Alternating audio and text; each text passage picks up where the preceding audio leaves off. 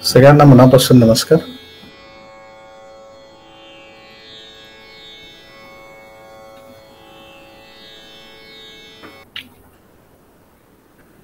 आजचा विषय जरा वेगळा आहे. आपल्याकडे येणारे जे साधक आहेत तर त्यातली चैत्रालीला कॅन्सर झाला होता. आणि कॅन्सर हा एक रोग असा आहे ना की तो दिसताना एका व्यक्तीला झालेला दिसतो, पण त्याचे पडसाद सगळ्या फॅमिलीवर उमटतात. तर त्याच्यात ते कॅन्सर झालेले बरेच जण असतात, पण कॅन्सरमधनं यशस्वीपणे बाहेर पडलेले थोडे असतात. चैत्राली त्यातनं यशस्वीपणे बाहेर पडली. तिला संदीप कदम तिचा मिस्टर त्यांची मदत झाली खूप मोठ्या प्रमाणात.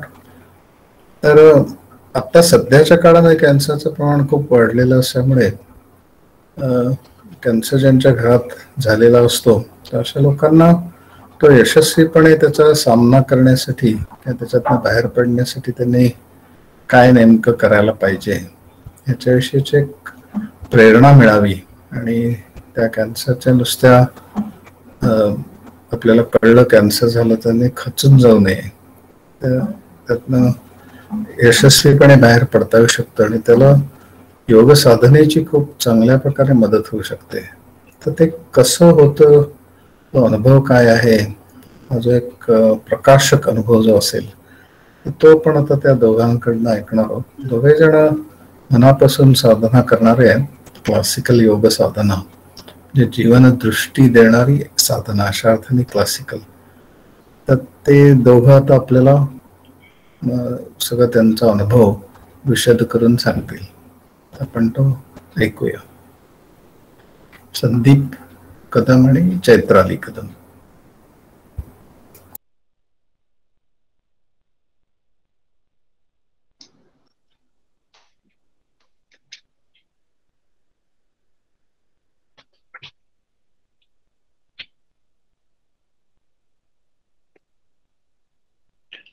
नमस्कार.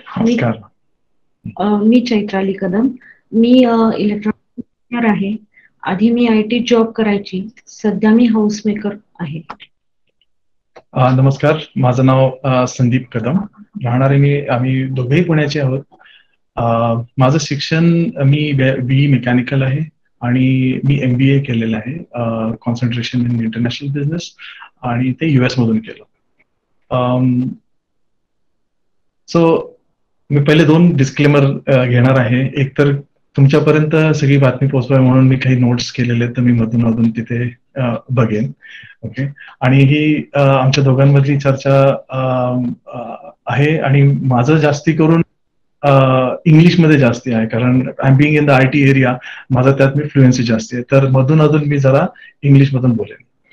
तर ITचं क्षेत्रात असल्यामुळे, बाय द वे मी आहे टाटा टेक्नॉलॉजीज मध्ये, झाली आज 25 वर्ष मी टाटा बरोबर असोसिएटेड आहे. आणि टाटामध्ये मी IT सेक्टरमध्ये आहे. IT सेक्टर असल्यामुळे बऱ्याचसा वेळा वर्क प्रेशर भरपूर असायचं, टेन्शन्स असायचे, मीटिंग्स, ट्रॅव्हल. आमचे प्रोजेक्ट्स हे ग्लोबल असल्यामुळे मला बाहेर परदेशी पण खूप जायला लागायचं. तर आणि being in the IT, technology बरोबर राहणं हे सुद्धा महत्वाचं असायचं. त्यामुळे हे टेन्शन कायम ITच्या लोकांना आणि आम्हाला भरपूर काय होतं. तर असं असताना मला स्लीप डिस्क चा पण त्रास सुरू झाला. हा त्रास सुरू झाल्यावरती म्हणजे मला स्वतःला काय करावं असं काय वाटत नव्हतं. का? कारण एकतर माझा स्वभाव होता बाहेर जाणं, मला ट्रेकिंगची आवड होती, मला स्पोर्ट्सची आवड होती, मी व्हॉलीबॉल खूप खेळायचो. आणि आता हे सगळं बंद होणार आणि मग आपण कसं काय करायचं, पुढे ट्रॅव्हलिंग कसं करायचं, मीटिंग कसे अटेंड करायचे. तर ह्या मी एक मेंटल प्लस फिजिकल त्रासामध्ये होतो. And this was somewhere close to 2012 or 2013 या काळामध्ये हे झालं. असेच असताना आम्ही आमच्या फिजिशियन म्हणजे जया जोशी, फॅमिली फिजिशियन आहे, करेक्ट, जया जोशी. त्यांना जाऊन आम्ही कन्सल्ट केलं याविषयी की आम्ही काय करू किंवा कसं याच्यातून बाहेर पडता येईल. तेव्हा त्यांनी शांती मंदिराचे डॉक्टर संप्रसाद यांच्याविषयी आम्हाला सांगितलं आणि ते स्वतः आहेत. त्यामुळे त्यांनी ते यातून त्यांनी त्यांचं साधना इथून ते करून करत होते तेव्हा. तर त्यांनी ही आम्हाला शांती मंदिराची रेफरन्स दिला आणि आम्ही डॉक्टर संप्रसाद विरोधांकडे गेलो. त्यावेळेस डॉक्टरांनी मला पहिले कम्प्लीट एक निदान 2 तास तरी माझ्याकडून समजून घेतलं की माझी बॅक हिस्ट्री म्हणजे माझा भूतकाळ समजून घेतला की काय झालं काय नाही वगैरे वगैरे. आणि मग तिथून मला असं काही त्यावेळेस वाटत नव्हतं की योगाने काही बदलू शकेल, काही घडू शकेल. परंतु मी म्हटलं आपण let's give it a try. कारण बाकीचे डॉक्टर, कारण मी 2 वेळा हॉस्पिटलाइज झालो होतो. 2 वेळा 2-2 आठवडे मला हॉस्पिटलमध्ये बॅक पेनसाठी आणि ह्याच्यासाठी मी ऍडमिट झालो होतो. तर डॉक्टरांनी आणि त्यांच्या साधकांनी त्यांनी मला योग साधनेबद्दल माहिती दिली सुरू झाली आणि माझी तिथून योग साधनेचा प्रवास सुरू झाला. तर यात पहिला त्यांनी शवासन ध्यान कसं करायचं, कसे ते 4 स्टेप्स आहेत त्यात, प्रत्येक स्टेपमध्ये कसं स्वतःकडे द्यायचं, स्वतःच्या शरीराकडे कसं द्यायचं, स्वतःच्या थॉट्सवरती कसं लक्ष द्यायचं हे सांगितलं. आणि बाय द वे हे सांगताना सगळं 1-on-1 सेशन्स होते. त्यामुळे ते असं मला क्लोज वाटत होतं की अरे हा हे आपण हे करू शकतो, आपण हे यातून काय आपल्याला परिणाम मिळतील याचे एक जिज्ञासा निर्माण व्हायला लागली. त्यानंतर योग आसनं कशी करावी. योग आसनं ही standing, sleeping on your back as well as on your stomach. तर ते योग साधना ती आसनं कशी करावीत याची मार्गदर्शन केलं. त्यानंतर प्राणायाम, जे श्वासाकडे कसं लक्ष द्यायचं आणि प्राणायामचे परिणाम काय होतात ह्याची पण आम्हाला भरपूर माहिती मिळाली. ओके. मग ओंकार, प्रार्थना, त्याच्यानंतर शरणागत भाव, हे सगळं ह्या सेशन्स मधून शिकवण्यात आलं. आणि हे सगळं आमच्या शांती मंदिरच्या साधकांनी मला शिकवलं आम्हाला सगळ्यांना. At that time was not a constraint. Okay. मी सकाळी जेव्हा पाहिजे होतो तेव्हा यायचो. किती वेळाही इथे बसायची मुभा होती आणि त्यामुळे असं एक फ्रेंडली नेचर, एक फ्रेंडली ऍटमॉस्फिअर शांती मंदिरमध्ये होतं. मला अजून एक प्रसंग आठवतं. मी जेव्हा साधना करत असताना बाबांनी माझ्या खांद्यावरती हात ठेवला आणि थोडा प्रेशर दिला आणि मी म्हंटल की काय, मला असं वेगळं वाटलं. मग बाबा म्हणाले मला, तू व्यायाम were you doing heavy lifting, heavy gym and stuff like that. तर त्यावेळेस मला जास्ती कळालं नाही. मी म्हंटल नाही बाबा, मी कधीही केलेलं नाही आहे. ओके. तर म्हटले तू जरा आसनं जास्ती कर. आणि मग मला नंतर असं जाणवलं की आसनं मी चांगले करायला लागलो तेव्हा माझ्यात फ्लेक्सिबिलिटी यायला लागली. त्याच्यानंतर मग माझ्या क्रॅम्प्स यायचे मला खूप. तर ते क्रॅम्प्स कमी झाले. पाठीचं जे काही दुखणं होतं ते कमी झालं. कमी म्हणजे झालंच नाही. आणि म्हणजे right from around 2016 until now मी हॉस्पिटलायझेशन मध्ये गेलो नाही, कधी गोळ्या घेतल्या नाही पाठीसाठी. मी फक्त आसनं करत राहिलो आणि त्याच्यामुळे भरपूर त्याचा परिणाम आम्हाला जाणवला. मुख्य म्हणजे माझी मुलगी ही व्हॉलीबॉल खेळते. She is an international player. She has been to international at national almost 5 times. आणि ती व्हॉलीबॉल खेळायची, मला व्हॉलीबॉल आवडायचा. मग तिला बघत असताना आणि मला जेव्हा पाठीचा त्रास होता मला थोडी खंत वाटायची की मी काय खेळू शकत नाही तिच्याबरोबर. पण जेव्हा मी आसनं करायला लागलो, and that was the best thing I would say, की मी तिच्याबरोबर व्हॉलीबॉल खेळायला लागलो. आणि त्याच्यासारखा मला आनंद मिळत नव्हता असा. दर सॅटर्डे संडेला मी तिच्या शाळेत जाऊन आम्ही ते व्हॉलीबॉल खेळत असतो. असं असताना आम्ही शांती मंदिरमध्ये बाबांशी मी 1-on-1 डिस्कशन करायचो. आणि it was a very friendly and open ended sessions असायचे. म्हणजे त्यात मी सगळं मनातलं जे काही असायचं ते मी बाबांशी पूर्ण मनमोकळ्याप्रमाणे ते सांगायचो. ते ऐकून घ्यायचे. आणि जाताना I use to get a different perspective all together, की जे मी प्रॉब्लेम घेऊन आलो होतो त्याला जे मला सोल्युशन मिळत नव्हतं, ते मी जेव्हा शांती मंदिर मधून बाहेर जायचो त्यावेळेस मला एक एक एक एक वेगळं पर्स्पेक्टिव्ह मिळायचं की अरे मी हे करू शकतो, मी ते पण करू शकतो. अशा दृष्टिकोनातूनही मी बघू शकतो या पर्टिक्युलर प्रॉब्लेमला. आणि त्यानंतर मग बऱ्याच गोष्टी चांगल्या व्हायला लागल्या. चांगल्या इन द सेन्स माझी चिडचिड कमी व्हायला लागली. आयटी मध्ये असल्यामुळे, मी हिंजेवाडीत असल्यामुळे माझा प्रवास साधारणपणे तास दीड तास जायचा.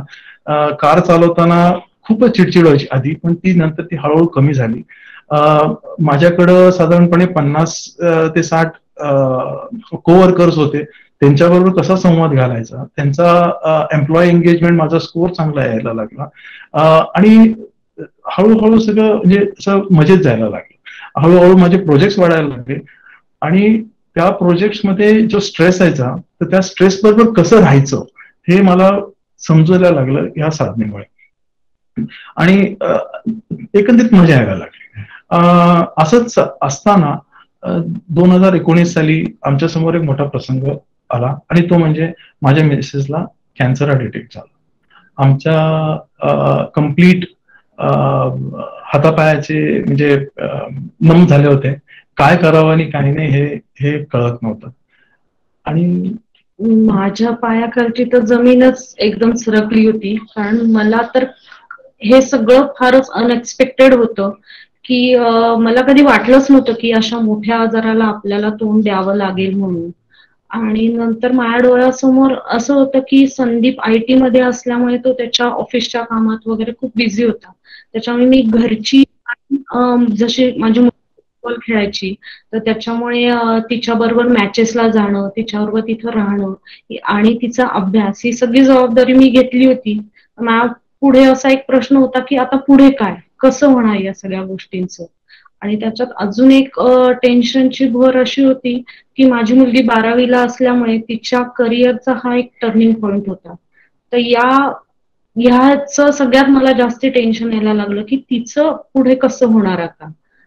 तर ह्याच्यामध्ये आम्ही दोघेही असताना थोडा तरी शांत होता, कारण त्याला साधनेची जोड होती. पण मी तर खूपच डगमगलेले होते.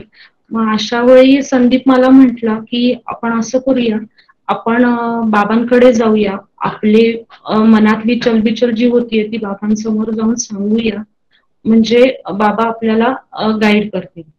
त्याच्याप्रमाणे मग आम्ही बाबांना जाऊन भेटलो बाबांना त्यावेळेस.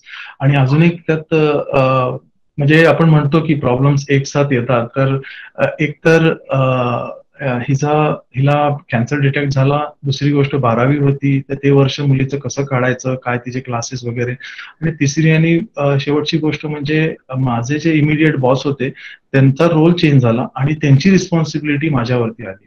म्हणजे मी जे 50 लोक हँडल करत होतो ते आता मला 250 लोक साधारणपणे हँडल करायची होती. प्लस 5 प्रोजेक्टच्या ऐवजी माझ्या समोर आता 50 प्रोजेक्ट उभे राहिले होते. तर अशा तिन्ही बाजूनी चारी बाजूनी आम्हाला घेरून गेलो होतं की त्यावेळेस काय करायचं. आणि मग आम्ही म्हटलं आपण लेट्स गो टू आपण शांती मंदिरमध्ये जाऊ, बाबांशी आपण बोलूया, या सिच्युएशनशी ते आपल्याला नक्कीच काहीतरी मार्ग काढतील. त्याप्रमाणे आम्ही बाबांना जाऊन भेटलो. आमचं सगळं मन बाबांसमोर उलगडून सांगितलं की आम्हाला काय होतंय, काय वाटतंय, आमच्या मनात आता कुठले विचार आहेत. तर हे सगळं बाबांना जेव्हा सांगितलं तेव्हा त्यांनी आम्हाला खूप अशा पॉझिटिव्ह गोष्टी सांगितल्या, आणि या सगळ्या गोष्टींकडे कुठल्या दृष्टीने बघा आणि पुढे कशा त्या गोष्टी हँडल करा ह्याच्याबद्दल खूप सारं मार्गदर्शन बाबांनी केलं. त्याच्यामुळे माझ्या मनात थोडासा एक धीर निर्माण झाला आणि अशी थोडीशी आशा झाली की मी ह्याच्यातून बाहेर पडू शकते. आणि त्यातच मला आठवतं मी बाबांकडे आलो होतो आणि बाबांना म्हटलं की बाबा आता माझ्याकडून काही साधना होत नाहीये, कारण हे एवढा विचार, एवढे सगळ्या गोष्टी चाललेल्या आहेत, तर मी काय करू. बाबा म्हणाले की तुला असं काही नुसतं तास किंवा 1.5 तास वेळ काढायची काही गरज नाहीये, कारण जे दैनंदिन जीवनात आपण जे काही करतो त्याच्यातच तू साधना करू शकतोस. म्हणजे तू बोलताना, तू चालताना, तू तुझं काम करताना, तुझी साधना तू हळूहळू चालूच ठेव. जरी 5 मिनिटं, 2 मिनिटं, 4 मिनिटं मिळाली तरी ती तुझी एक साधना बॅक ऑफ द माइंड चालू राहिली तरी it's good than enough. Okay. तर अशा पद्धतीने मी म्हणजे तेव्हा जी ट्रीटमेंट चालू होती कॅन्सरची, तर तेव्हा मी मेडिटेशन करायचो. साधं उदाहरण घेतलं की जे मेडिकल क्लेम साठी जायचं, तर मेडिकल क्लेमला तिथं मला तास दीड तास बसावं लागायचं. त्यांच्याशी प्रत्येक वेळेस वेगवेगळे माणसं होती त्यावेळेस, त्यांच्याशी बोलताना शांतपणे बोलायचं. मग हे सगळे मी तिकडचे जे काही साधण्याचे जे काही थोड्या गोष्टी जे शिकलो होतो ते मी तिथं प्रॅक्टिस करायला लागलो. म्हणजे न चिडता त्यांच्याशी कसं बोलायचं, आपल्याला वेळ जर असेल तिथं त्यांनी बसायला लावलं तर त्या वेळेत आपण कशी आपली साधना, आपल्या श्वासाकडे कसं लक्ष केंद्रित करून आपण साधनेचा जोड ह्या सगळ्या गोष्टींना कसं लावू हे मी प्रत्यक्षात करायला लागलो. मी संदीपला माझ्या ट्रीटमेंटच्या काळात हे सगळं करताना बघत होते, कारण कॅन्सरची ट्रीटमेंट ही खूप मनाला आणि शरीराला दोन्हीला खूप त्रासदायक असते. त्याच्यामुळे तो कसा शांत राहतोय ह्याचं मला खूप कौतुक वाटायचं की एवढं त्याला सगळं करावं लागतंय, तो शांत राहतोय. आणि प्लस तो जेव्हा मला याचा त्रास व्हायचा, मला खूप मनात विचार यायचे, मला झोप यायची नाही, तेव्हा तो मला शवासन ध्यान सांगायचा. मी ते हळूहळू करायची, तर मला स्वतःहूनच असं वाटायचं की मी आतून शांत होती आहे. त्याच्यामुळे त्याच्यामुळे माझं असं थोडंसं मनात यायला लागलं, अरे किती चांगलं आहे हे साधना करणं, आणि त्याची जोड ह्याला मिळालीये, तर त्याच्यामुळे त्याच्यात किती बदल मला स्वतःलाही जाणवत होते. हो हो. आणि तसं पाहायला गेलं तर मी आतल्यात खूप काही गोष्टी चाललेल्या होत्या तेव्हा. पण एक होती की साधनेची साथ होती, त्यामुळे ते आत कसं ऑब्झर्व करायचं. म्हणजे खूप प्रचंड विचार मनात होते की आता कसं होणार, काय करायचं आपल्याला, नेक्स्ट स्टेप काय, वगैरे वगैरे. तर विचारांचे थॉट्स मागोमाग येतच होते आणि ऑब्व्हियसली हे सगळे निगेटिव्ह थॉट्स होते. तर आपण शवासन ध्यानमध्ये जे काही प्रॅक्टिस केली, जे काही शिकलो, तर ते मी त्याचं थोडं इम्प्लिमेंटेशन करायला लागलो. म्हणजे काय की त्या थॉट्स बरोबर कसं राहायचं, त्या थॉटला नुसतं ऑब्झर्व करायचं, त्यांच्याशी रिॲक्शन न देणं. पण हे मला ऍक्च्युली प्रॅक्टिकली मला कळायला लागलं की त्यांना रिॲक्शन द्यायचं नाही म्हणजे काय करायचं काय. तर आणि काही कालांतरानंतर मी त्यांच्याबरोबर एक संवाद सुद्धा साधत होतो की बाबा हा तुम्ही आलात, या बसा, थोड्या वेळ आराम करा, आणि मी तुम्हाला नंतर तुम्ही तुमचं काम करता आहात आणि लेट मी ऍड्रेस दिस फर्स्ट थिंग, की मी जे काही चालू आहे ते करतोय, लेट मी ऍड्रेस दॅट, आणि मग मी तुम्हाला पण ऍड्रेस करतो. तर हे त्यांच्याशी असं फ्रेंडली त्यांच्याबरोबर संवाद साधल्यामुळे त्यांचा प्रभाव जो होता तो बऱ्यापैकी असा कमी वाटायला लागला आणि कमी होत गेला. आणि त्याच्यामुळे खरं बाकीची कामं मला करता आली. बऱ्याचशा गोष्टी खरं डॉक्टरांशी भेटणं, डॉक्टरांशी बोलणं हेच महत्वाचं होतं, कारण ते प्रत्येक वेळेस नवीन काहीतरी गोष्टी सांगायचं की हे करा, ते करा, हे टेस्ट करा, वगैरे वगैरे. आणि सतत दडदड असायची. डॉक्टर म्हटला की आता ते काय नवीन सांगणार आहे. तर आम्ही आता ह्या सिच्युएशनला आम्ही पहिल्यांदा जेव्हा मला एक प्रसंग आठवतो, आपण डॉक्टर देशमुखांकडे गेलो आणि पहिल्या जेव्हा त्यांनी आम्हाला काही गोष्टी सांगितल्या, आम्हाला काहीच कळत नव्हतं ते काय बोलत होते. एक तर ते medical terms, second thing here आम्ही एवढे गांगरून गेलेलो होतो, तर आम्ही घरी आल्यानंतर आम्हाला कळायलाच तयार नाही की त्यांनी आम्हाला काय सांगितलं आणि काय नाही. मग आम्ही थोडा विचार केला की यातून आपण कसा मार्ग काढायचा. मग आम्ही पुढच्या वेळेसपासून काय केलं की ते जे सांगतील ते आपण रेकॉर्डिंग करूया.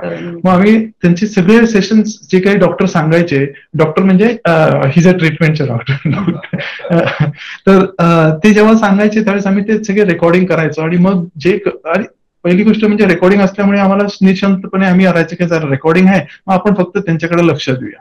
त्यामुळे आमचं पूर्ण लक्ष ते काय बोलत होते त्याच्याकडे जात होतं. आणि नंतर मग समजा काही गोष्टी नाही कळायला, मग ते रेकॉर्ड ऐकून मग ते ट्रीटमेंट बद्दल जे काही सांगितले आले मग ते इंटरनेटवरती सर्च करून वगैरे वगैरे वगैरे ते आम्ही तसा प्रॉब्लेम सॉल्व्ह. पण मला वाटतं हे खरं शक्य झालं हे आपण जी योग साधना जी करत होतो त्याचा हे आणि ऑब्व्हियसली बाबांचा जे काही सांगायचं प्रॉस्पेक्ट्स होते ते मी एक्सपेरिमेंटली करत होतो, त्यामुळे ते खरंच मजा आहे. प्लस ट्रीटमेंटच्या काळात जसं जसं शक्य होईल, जेव्हा शक्य होईल तेव्हा मी बाबांना येऊन भेटत होते.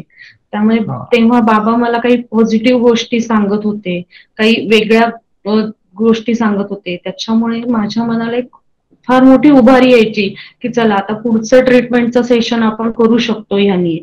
असं एक थोडस मनाला चांगलं वाटायचं की चला आपण याच्यातून बाहेर पडत आहोत किंवा बाहेर पडण्याच्या मार्गावर आहोत असे.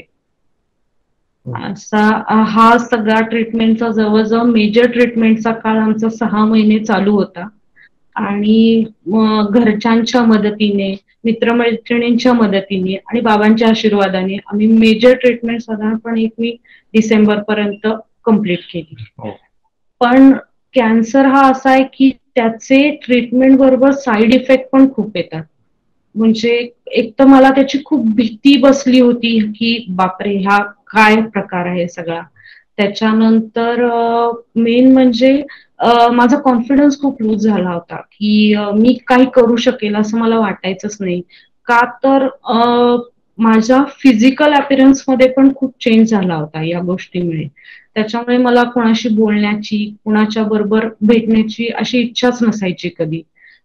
कायम मी माझ्या ह्याच्यातच असायची की नको बाबा कुठे जायला किंवा कोणी घरी न आलेलं हे सगळ्यात चांगलं, असं एक माझ्या मनात सारखं असायचं. आणि ह्याच्यात पण एक साधारणपणे 3-4 महिन्यातच कोरोना आला सगळीकडे आणि लॉकडाऊन झालं. तर पण मला ह्याचा एक खूप चांगला झाला म्हणजे या लॉकडाऊनच्या काळात ना लोकांचे मानसिक स्वास्थ्य चांगले राहावं म्हणून बाबांनी ऑनलाईन सेशन चालू केले. त्या सेशन मध्ये मला खूप काही चांगल्या गोष्टी शिकायला मिळाल्या, जसं की ओंकार कसा म्हणायचा आणि म्हणजे क्लेश हा आपल्याला नेहमी रागातच क्लेश होतो, पण सुखाला धरून ठेवणे हा पण एक क्लेश आहे. हा नवीन एक आस्पेक्ट माझ्या समोर तेव्हा आला. तेव्हा माझी ना साधनेबद्दलची अजून कुतूहलता वाढत गेली की अरे हे जर आहे सगळं तर मग मी पण केलं तर काय होईल. म्हणून मी बाबांनी जसं सोप्या पद्धतीने ओंकार म्हणायला सांगितला तसा मी म्हणायला सुरुवात केली तर मला आतून शांत वाटायला लागलं. आणि ज्या मला जे साईड इफेक्ट होत होते त्याच्या बरोबर राहायला मी लागले, न घाबरता त्याच्याबरोबर. हे मोठं माझ्या हे झालं. आणि मला चांगलं आठवत आहे की जेव्हा तुझी ट्रीटमेंट चालू होती तेव्हा 2 मेजर फॅक्टर्स होते. एक तर एक्सेप्टन्स ऑफ पास्ट आणि फिअर ऑफ फ्युचर. जसं हिने सांगितलं की हिला फार भीती वाटायची आणि साहजिक मलाही भीती वाटायची होती, तिलाही भीती वाटत होती. तर ह्या साधनेचा फार मोठा सहभाग असा झाला की जी आपण आसनं करतो त्या आसनाबरोबर आपण कसं राहू शकतो. म्हणजे आपण जेव्हा आसन करतो त्यावेळेस त्या मोमेंटमध्ये कशी मोशन होतीये, कुठं लक्ष द्यायचंय आणि being in the present moment was the main aspect about आहे. तर त्याची प्रॅक्टिस आणि त्याची साधना केल्यामुळे जेव्हा हिची ट्रीटमेंट आणि जेव्हा हे असे विचार यायला लागले त्यावेळेस आम्ही अक्षरशः एकमेकांशी बसून आम्ही म्हटलं की आपण ही सगळी अख्खी ट्रीटमेंट आणि हा सगळा वेळ आपण 1-1 तासाने डिवाइड करू. Okay, being in that particular movement. So आपल्याला 1 तासामध्ये काय करायचंय, एवढं करायची, ही 4 गोष्टी करायची. आम्ही त्या 4 गोष्टी करायचो, अक्षरशः लिहून काढायचो की आपल्याला हे करायचं किंवा हे विचार आले ते सुद्धा लिहून काढले आम्ही. आणि we use to spend only 1 hour at a time. So आपल्याला हा तास काढायचा, मग ह्या तासामध्ये हे करायचंय, मग आपल्याला ही ट्रीटमेंट आहे आणि सो अँड सो फोर्थ. तर अशा पद्धतीने जी साधनेची जी जोड होती ती ह्याच्यामुळे जे फिअर होतं, जे एक्सेप्टन्स होतं, त्याचा जो प्रेशर किंवा त्याची जे हे होतं त्याची इंटेन्सिटी खूप प्रमाणे कमी झाली. या या पिरियडमध्ये जशी आम्हाला घरच्यांनी मदत केली ना, तशी शांती मंदिर मधल्या साधकांची आम्हाला खूप मदत झाली. म्हणजे परिमल म्हणून आहेत, त्यांची आई या कॅन्सरच्या प्रोसेस मधून गेलेल्या आहेत. त्यांना जेव्हा हे कळलं तेव्हा त्यांनी आम्हाला घरी बोलवलं आणि त्याविषयी खूप मार्गदर्शन केलं की या ट्रीटमेंटमध्ये किती त्रास होतो किंवा ह्या त्रास होऊ नये म्हणून तुम्ही काय काय करा, खाण्यामध्ये कुठले तुमच्या बदल करा. या खूप चांगल्या प्रकारच्या गोष्टी त्यांनी आम्हाला सांगितल्या. तसेच जेव्हा जेव्हा मला मेडिकल हेल्प लागायची तेव्हा डॉक्टर पद्मजा नेहमी येऊन मला हेल्प करायच्या. आणि त्याचबरोबर मला आपले साधकांची पण एवढी मदत झाली. म्हणजे मला आठवतं एकदा दुपारी मला भरपूर असं एक भीती वाटत होती की आता पुढे कसं होणार, काय होणार किंवा काय, कारण का बरेच डोक्यात विचार चालू होते. मग मी तेवढ्यात सुधीर दादाला फोन केला आणि त्याला विचारलं की मला सांगितलं की मला असं असं होत आहे.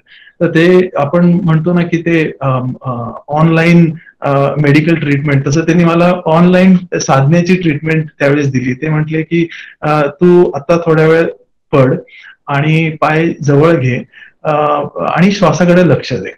ओके, तेवढंच कर, बघू आपण काय होत आहे ते. तर मी म्हटलं नाही होणार आहे ते. पण ते म्हटले नाही, तू आपण करायचा प्रयत्न करू आपण. तुम्ही आधी आडवा झालो. मग साधनेची तर साथ होतीच, पण एवढे विचार होते की ते it was going beyond it. तर त्यांनी मग मला हळूहळू म्हणजे how do you concentrate, not concentrate is really not a good word here. तर त्यांनी आपण आपल्या श्वासाकडे कसं ऑब्झर्व करायचं हे फक्त त्यांनी त्यावेळेस सांगितलं आणि मी चक्क त्याच्यानंतर थोड्या वेळ झोपलो. तर एवढी पॉवरफुल ही साधना आणि त्याचे लाईव्ह एक्सपेरिमेंट्स मिळाले. आणि म्हणजे it's all goes credit goes to बाबा अँड द होल साधक. त्याच्यानंतर आम्हाला मदत मिळाली प्रवीणची सुद्धा. प्रवीणची तर माझे, कारण का जसं मी आधी म्हणालो की माझा जॉबचा रोल सुद्धा चेंज झाला होता. प्रवीण सुद्धा IT मध्ये असल्यामुळे त्यांनी सुद्धा हे अशा प्रसंगातून गेल्यामुळे lot of experience in that. तर मी त्याच्याबरोबर खूप बोलायचो ह्या गोष्टींबद्दल. Not only about work but also about my चैत्रलीचं ट्रीटमेंट, साधना, ऑफिस आणि त्याची भरपूर काही मला आपल्याला मदत मिळाली. प्रवीणची संदीपला नाही तर मला पण खूपच मदत झाली, कारण त्यांनी नवीन साधकांसाठी ऑनलाईन सेशन चालू केले साधना शिकण्यासाठी. याचा मला म्हणजे इतकं छान वाटलं या गोष्टीचं. आमचं सेशन 7 वाजता शवासन ध्यानाने चालू व्हायचं. सुरुवातीला तर मी डोळे मिटले की माझ्या इतके प्रश्न आणि इतके विचार यायचे की मी 2 मिनिटात लगेच उठून बसायचे. म्हणजे माझं कधीच शवासन ध्यान झालंच नाही सुरुवातीला. पण जसं जसं मी सराव करत गेले या गोष्टीचा, तसं तसं मग मला थोडंसं त्याच्यामध्ये मी राहायला लागले आणि शरीरातला बऱ्याच इथला ताण मुक्त करायला सुरुवात केली किंवा परत मी आतून शांत होतीये असं मला जाणवायला लागलं. आणि त्याच्या या सगळ्या गोष्टीचं मला असं जाणवलं की मला जे साईड इफेक्ट होत आहेत मेडिसिनचे किंवा बाकीच्या गोष्टींचे, तर त्याच्या बरोबर मी राहू शकते आहे. हा एक मला मेजर त्यातला हे वाटलं. आणि त्याच्यानंतर आम्ही शवासन ध्यान केलं की त्याच ध्यान अवस्थेतून आम्ही योगासनं करायचो. उभी राहून पाठीवरची, पोटावरची. मी तर योगासनं केली होती, पण ती म्हणजे व्यायाम म्हणून की चला आपल्याला आसनं करायची आहेत म्हणून ज्या जोरनी किंवा फोर्सफुली असं करायची तशी मला माहिती होती. पण इथं आल्यानंतर त्यांनी शिकवल्यानं मला असं कळलं की योगासनं ही आपल्या लिमिटमध्ये राहून शरीर आणि मनाची एकरूपता करून करतात. आणि त्याचा जो एक आपल्याला वेगळा आपला इफेक्ट मिळतो किंवा आपलं त्याच्या बरोबर राहिलो की आपल्याला त्याची एक वेगळाच अनुभव येतो, हा मला तेव्हापासून यायला सुरुवात झाली. आणि मग नंतर आम्ही प्राणायाम करायचो. प्राणायाम मध्ये पण प्रवीणनी जसं बाबांनी आधी शिकवलं होतं ओंकार म्हणायला, तसं त्याची चांगली प्रॅक्टिस आमच्याकडून करून घेतली. आणि प्लस हे कपालभाती जोर न लावता सहजगत्या कसा करायचा हे त्यांनी शिकवलं. त्याचा या सगळ्या गोष्टींचा मला असं जाणवत होतं की माझ्यावर शांत होण्यासाठी, आतून शांत होण्यासाठी किंवा या साईड इफेक्ट बरोबर राहण्यासाठी किंवा या साईड इफेक्टला तोंड देण्यासाठी खूप मी प्रिपेअर होती आतून, असं हे या गोष्टींचं मला खूप जाणवत होतं या सगळ्या गोष्टींमध्ये. हो, आणि हे सगळं ऑनलाईन होत होतं. हे फार महत्वाची गोष्ट आहे. म्हणजे आधी मी जेव्हा आलो त्यावेळेस शांती मंदिरमध्ये होतो, शांती मंदिरमध्ये साधक होते, 1 on 1 संपर्क साधायचा. पण हे सगळं ऑनलाईन प्रवीण आणि बाकीच्या साधकांनी मिळून केलं, हे खरंच खूप चांगलं. आणि तुझ्या मैत्रिणी सुद्धा होत्या, राईट? बाकीच्या तुझ्या सोसायटीच्या मैत्रिणी सुद्धा तुझ्या बरोबर हे सगळ्या मी माझ्या मैत्रिणी पण मला बघून याच्यात जॉईन झाल्या होत्या. आवर्जून मला सांगायला आवडेल म्हणजे माझी आई स्वतःची या सेशन सगळे माझ्या बरोबर जॉईन करायची आणि ती आता स्वतः 7-8 महिने झाले की रोज योगासनं करते आणि फोन करून सांगते, अगं माझं आता 7 ते 8 मी आसनं करते, मला डिस्टर्ब करू नका बरं का तुम्ही. असं हे तिचं केलं नाही ना. हा, म्हणजे ती आधी कधी हे करायची नाही, पण तिला खूप ते आवडायचं की हे सगळं करायचं. आमच्या सेशनमध्ये त्यांनी आम्हाला असं सांगितलं की आपण आयुष्याच्या दैनंदिन जीवनात जे आपण काम करतो त्याच्याबरोबर जर या साधनेची जोड केली तर त्या गोष्टी खूप सहज होतात. म्हणून मग मी पण हे नवीन प्रयोग करायला सुरुवात केली. मग मी नेहमी चालताना आपण नुसतं चालत असतो आणि डोक्यात आपल्या वेगळेच विचार चालू असतात की आपली एक वेगळीच प्रक्रिया चालू असते. अशा वेळी मग मी चालताना माझ्यामध्ये काय होतं आहे ते बघायला सुरुवात केली. तसं स्वयंपाक करताना पण भाजी चिरताना भाजी तर चिरत असतो, पण उद्या काय करायचंय किंवा मुलगी काय करतीये असे डोक्यात विचार एक असतात. मग ते न करता की त्याच्या बरोबर राहायचं, त्या प्रोसेस बरोबर गाडी चालवताना त्याच्या बरोबर राहायचं. छोटे छोटे प्रयोग मी माझ्या जीवनात करायला लागले. अर्थातच हे नेहमी नाही व्हायचं माझ्याच्यानी, जेव्हा लक्षात येईल तेव्हा मी परत करायची आणि परत मध्येच विसरून पण जायची. असं खूप वेळा माझं अजूनही चालू असतं ह्या गोष्टी करणं. पण जेव्हा करते ना तेव्हा मला हे खूप छान वाटतं की या गोष्टी आणि एक प्रकारचा एक अवेअरनेस स्वतःबद्दलचा एक awareness, observing your self. The awareness is quite म्हणजे हे सारखं सातत्याने केल्यामुळे इट वॉज गेटिंग लाईक प्रत्येक वेळेस एक अवेअरनेस तयार व्हायचा की अरे हे आपलं काम झाल्यानंतर आपण कशा पद्धतीने केलं हे, किंवा अजून त्या पद्धतीने चांगलं कसं करू शकतो, किंवा हे कसे विचार आले, कुठून आले, ह्याच्यावरती अभ्यास सुरू झाला. म्हणजे predominantly it is more about awareness and observing yourself. Okay. त्याच्यातच आमचा सेशन हा प्रार्थनेने संपायचा. पण जी आम्ही प्रार्थना म्हणायचो ना त्या प्रत्येक शब्दाचा अर्थ प्रवीणांनी इतका सुंदर सांगितला होता ना, त्याच्यामुळे ती म्हणताना आम्हाला एक मनातून आनंद मिळायचा. मग मी असं म्हटलं की अरे मी पण वेगवेगळ्या प्रार्थना देवापुढे म्हणते, पण या सगळ्या शब्दांचा मला कधीच अर्थ माहित नव्हता. म्हणून मग मी तो शोधायला लागले. त्याच्यामुळे मला स्वतःबद्दलही असं थोडासा चांगलं वाटायला लागलं की चला आपणही काहीतरी वेगळं करतो आहोत आणि जी प्रार्थना म्हणतोय त्याच्याबद्दल पण अर्थ समजतोय, म्हणून आनंद पण मिळायला लागला अजून एक वेगळाच. हे मला असं प्रॉमिनंटली जाणवलं. मी जर सातत्याने ही साधना करत राहिले तर ज्या गोष्टी मला अशक्य वाटतात त्या पण सहजगत्या माझ्याकडून होतील असं मला खूप वाटायला लागलं. त्याचं म्हणजे मला अजून एक सांगावंसं वाटेल की आमची साधकांची प्रश्न उत्तर व्हायची आमच्या सेशन मध्ये. तेव्हा आम्ही असं ठरवलं की एक संवाद याच्यावर आपण प्रयोग करूया. संवाद म्हणजे असं आम्ही हे केलं की आपल्याला ज्या लोकांशी पटतं त्यांच्याशी आपण खूप चांगला संवाद करतो त्यांच्याबरोबर, पण ज्यांच्याशी पटत नाही आपलं त्यांना आपण टाळत राहतो किंवा त्यांच्याशी संवादच होत नाही. पण जसं आपण साधना करतो तर ह्याच्यामध्ये आपल्या मन शांत झाल्यामुळे आपण त्या व्यक्तीबरोबर तो संवाद पुढे नेतो ज्याच्याशी आपण पटत नाही त्याच्यामुळे त्याच्याशी आपली मैत्रीचे संबंध वाढायला मदत होते, म्हणजे त्याच्याशी आपण मैत्री करू शकतो हे असं मला एक जाणवलं स्वतःलाही. मला असं वाटतं की 1 तास साधना न करता जर ती सातत्य करत राहिले मी, तर माझ्यामध्ये स्वतःमध्ये जो भीतीच निर्माण झालीये किंवा माझा जो कॉन्फिडन्स खूप लो झालेला आहे तो आता वाढायला माझा खूप मदत व्हायला लागली आहे.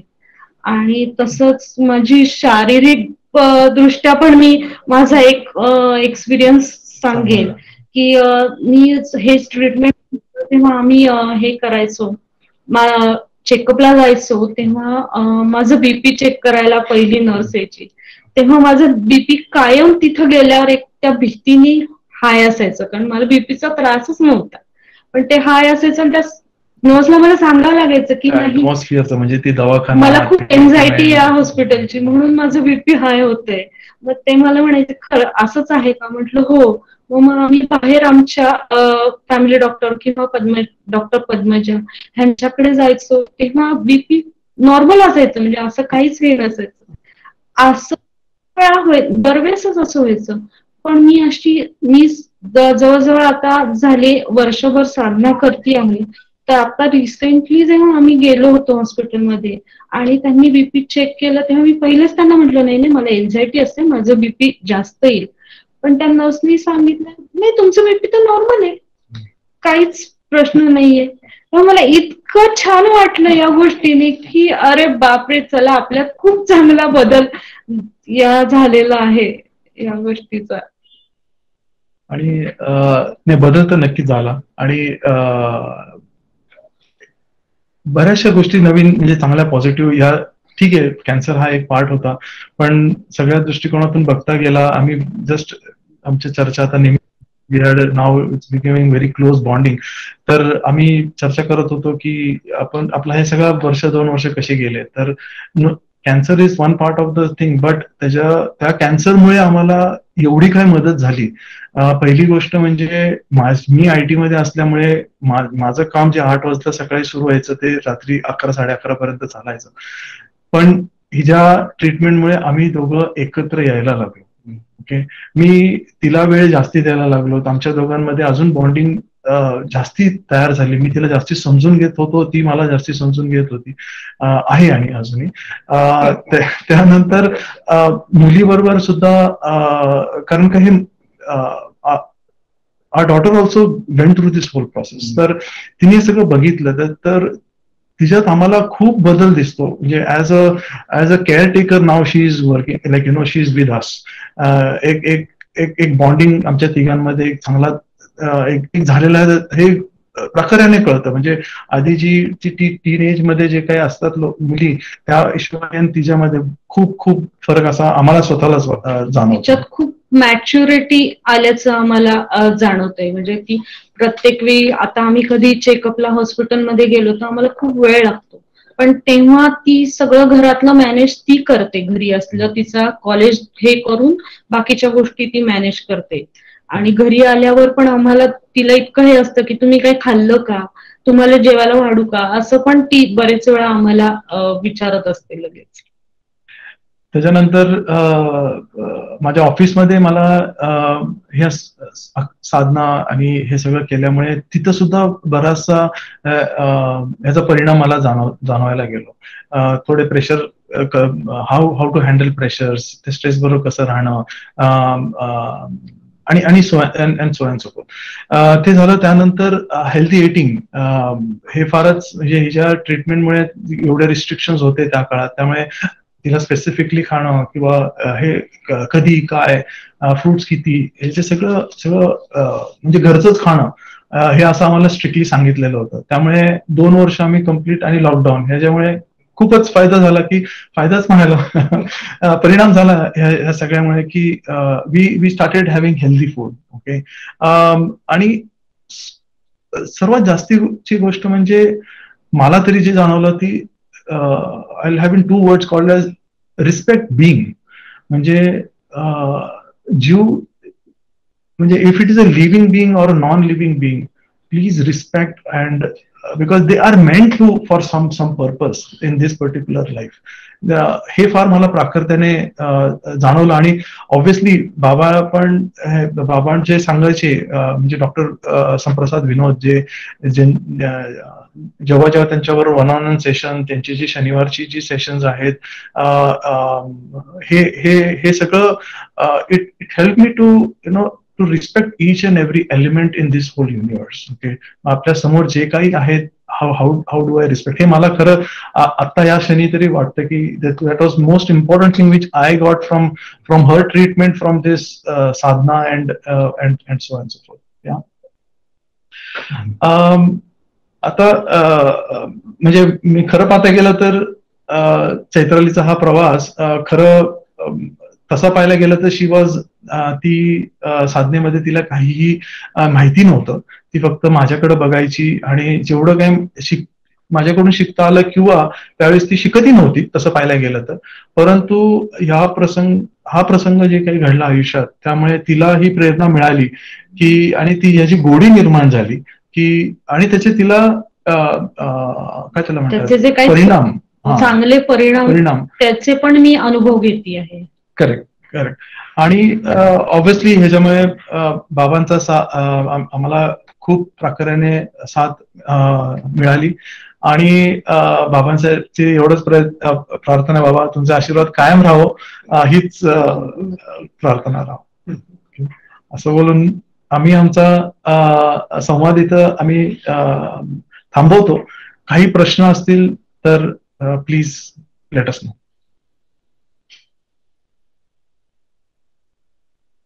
तर मी आता बाकीचे सूत्र मी बाबांकडे देतो. बाबा, प्रेरणादायी त्यांचा प्रवास ऐकताना म्हणजे कॅन्सर सारखा धक्का सगळ्या घराला कसा बसतो, आणि त्याच्यातनं जात असताना एकत्र आल्या जर राहिलं, म्हणजे फॅमिली जर एकत्र राहिली तर किती चांगला त्याचा परिणाम मिळू शकतो, त्याचं एक जिवंत उदाहरण आपल्याला पाहायला मिळालं. आणि ह्या धक्क्यातून सावरताना आपण जर पाहिलं तर कॅन्सर सारख्या ह्याच्यातनं यशस्वीपणे बाहेर पडल्यानंतर त्यांच्या चेहऱ्यावरती जो एक प्रसन्न भाव आपल्याला दिसतो, दोघांच्या दिसला, तर त्याच्या मागे जी थोडीशी दुःखातनं जाण्याची जी अनुभूती होती, तर ते दुःख जर तुम्ही खूप चांगल्या प्रकारे हाताळलं तर त्याच्यातनं तुमच्या जीवनामध्ये ज्या प्रकारचा, ज्या क्वालिटीचा, ज्या दर्जाचा आनंद निर्माण होतो, तर त्याची एक श्रेणीच वेगळी असते, असं आपल्याला ह्या निमित्ताने समजून घेता येईल. की अडचण आली म्हणजे आपण हातपाय गाळून बसायच्या ऐवजी जर शांत राहिलो आणि त्या परिस्थितीचा सामना केला आणि त्याचे सगळे बारकावे समजून घेतले आणि जे करता येणं शक्य आपल्याला ते मनापासून करत गेलं, तर आपण कॅन्सर सारख्या रोगापासून सुद्धा स्वतःला बाहेर काढू शकतो सगळ्यांच्या मदतीने.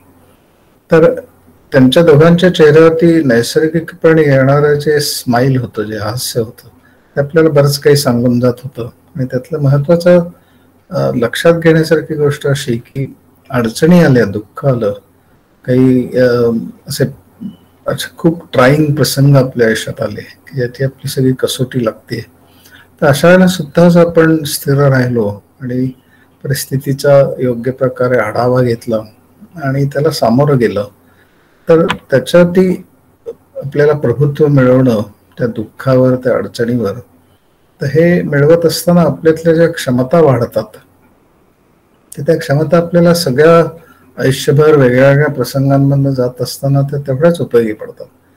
तर ह्याचं ते निदर्शक होतं यांचा चैत्राली आणि संदीपचा जो एकत्र कॅन्सरला सामोरं जाण्याचा प्रवास आहे.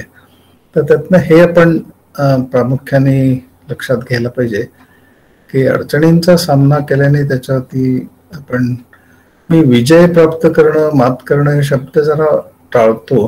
कारण मगाशी बोलता बोलता चैत्राली म्हणली होती की प्रांजळपणाने तिने सांगितलं की माझं मन मधनं विचलित होत असतं, जरी मी साधना करत असले, त्या साधनेचं महत्व मला कळलेलं असलं तरी सुद्धा कधी कधी मी विचलित होते. ते प्रांजळपणे सांगणं खूप महत्वाचं असतं. पण आपण त्यातनं बाहेर पडल्यानंतर आपण जर असा स्वतः भ्रम करून घेतला की आता माझं सगळं हे झालं आणि मला आता ती साधना फार चांगली जमायला लागली ना, आता काही मला कशाची काळजी करायचं कारण नाही. पण जो दुःखाला सामोरं जातो, दुःखात जातो आणि यशस्वीपणे जातो, तर त्याचा सूर आपोआपच आतूनच बदललेला असतो आणि त्यामुळे तो अशी अतिरेकी विधानं करतच नाही. आणि ते जे लर्निंग आहे की आपल्याला सुख जेवढं शिकवतं त्याच्यापेक्षा कितीतरी जास्त प्रमाणामध्ये दुःख शिकवतो. अर्थात म्हणजे सगळ्यांना ते दुःख यावं अशा अर्थाने म्हणत नाही, पण किती कठीण स्वरूपाचा प्रसंग जरी आला तरी सुद्धा त्यातनं बाहेर पडत असताना आपल्यामध्ये ज्या काही क्षमता विकसित होतात त्या क्षमतांचा उपयोग आपल्या दैनंदिन जीवनात वेळोवेळी होत राहतो. आणि हे एक महत्वाची गोष्ट लक्षात घेणं आवश्यक आहे की गडबडून जायचं कारण नाही, तर सामोरं जाण्यात आपलं हित असतं. आणि ते जे साधना शिकतायत तर ती नुसती त्याच्यातला फिजिकल भाग महत्वाचा नसून तर त्यातनं जी जीवनदृष्टी आपली तयार होते, येणाऱ्या प्रसंगाला सामोरं कसं जायचं ही जी क्षमता जागृत होते, तर ती जागृत करण्यासाठी आपण त्यांच्याकडनं एक इन्स्पिरेशन घ्यावं, प्रेरणा घ्यावी, असं मला या निमित्ताने आपल्याला सगळ्या दर्शकांना सुचवावं असं वाटतं. कारण ते केल्याने आपल्याला त्यांच्या या मुलाखतीचा आपसात त्यांनी जे आपल्या पुढे बोलले, गप्पा मारल्या, तर त्याच्यातनं काहीतरी आपल्याला खरा लाभ झाला असं म्हणता येईल. आणि तसा तो आपण सगळेजण घेऊया.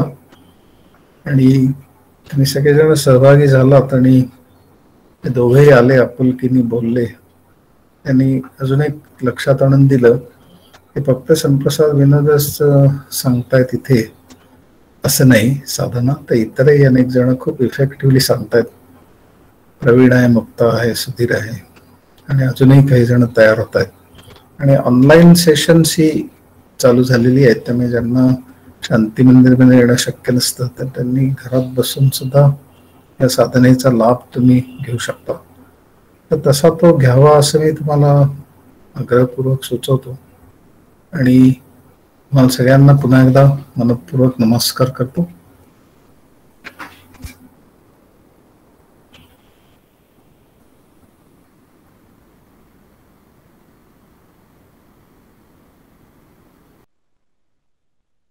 या सत्राचा समारोप करूया.